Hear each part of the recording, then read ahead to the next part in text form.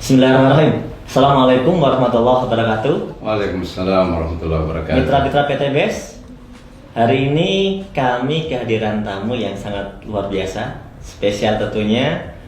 Di depan saya ada salah satu dari tim konsultan Eco Farming. Beliau adalah Bapak Jamaluddin Al-Afghani.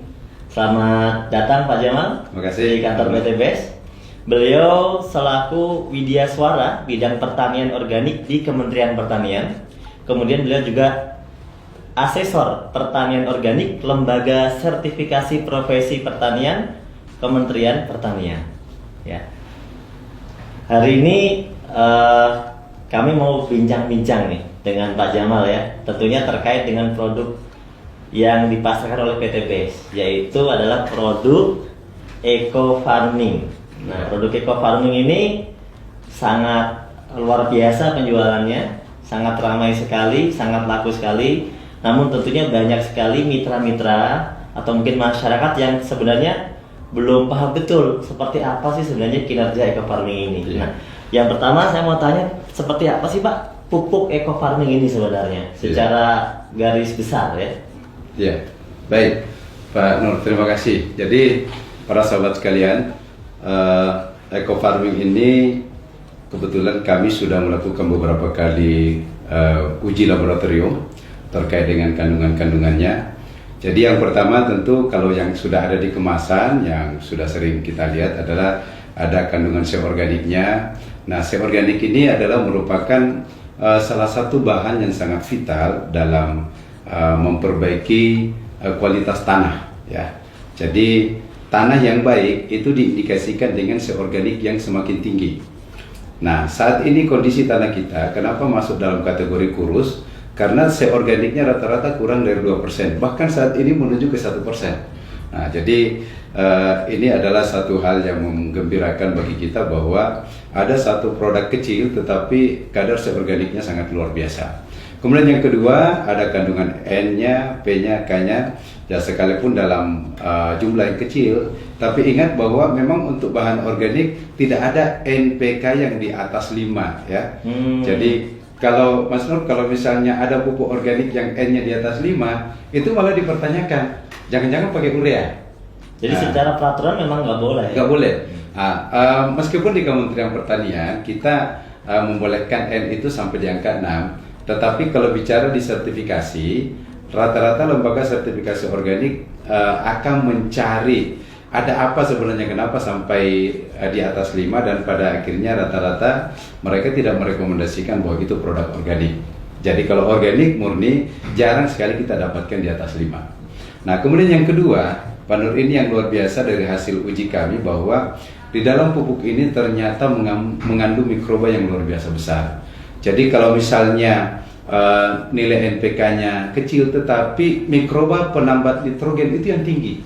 Sehingga dia bisa mengambil nitrogen yang ada di udara. Ingat ya, di udara ini ada nitrogen sekitar kurang lebih 80% yang bisa diambil oleh mikroba di dalam tanah.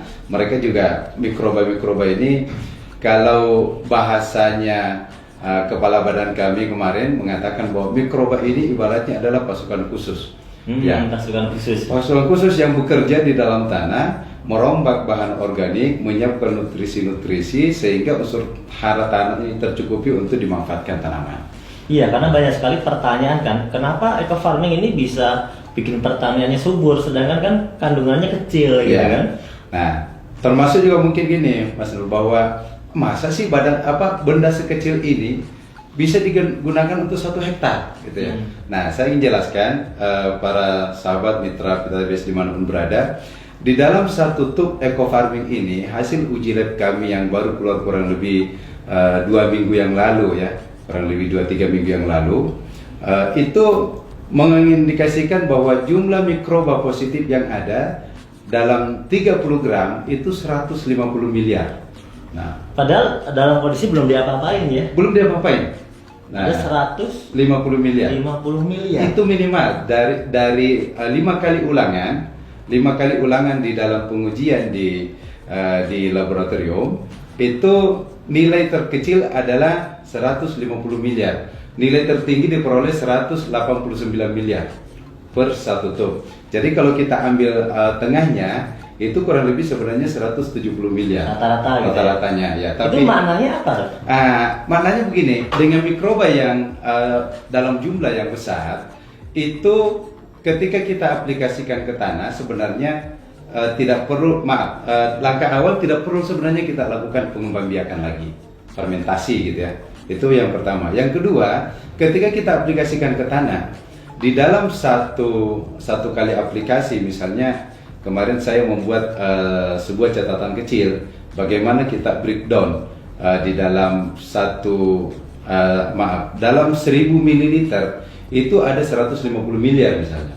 Nah, artinya setiap 100 ml itu ada kurang lebih 15 miliar.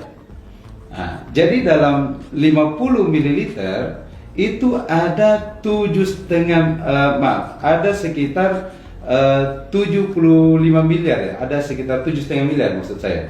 Ada sekitar 7,5 miliar dalam satu tangki.